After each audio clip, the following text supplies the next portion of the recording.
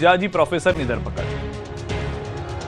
મોડાસાની સરકારી એન્જિનિયરિંગ કોલેજમાં ફરજ બજાવતા અધ્યાપકે વિદ્યાર્થીઓને વોટ્સએપ પર બીભત્સ મેસેજ કર્યો।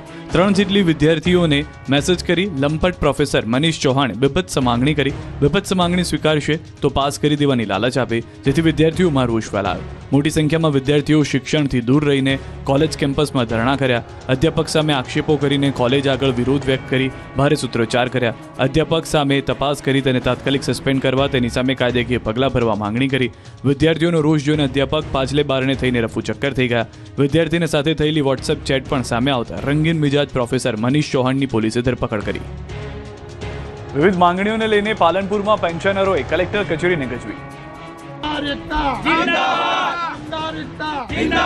વિવિધ માંગણીઓને લઈને પેન્શનરો પાલનપુર શહેરની કલેક્ટર કચેરીને ગજવી હતી। પાલનપુર ખાતે નિવૃત્ત પેન્શનર સેવા મંડળના નીજા હેઠળ સેવાનિવૃત્ત ઈપીએસ કર્મચારી પેન્શનરોએ વિરોધ પ્રદર્શન કર્યું। મોટી સંખ્યામાં પેન્શનરો વિવિધ માંગને લઈને બેનરો સાથે એકત્રિત થયા।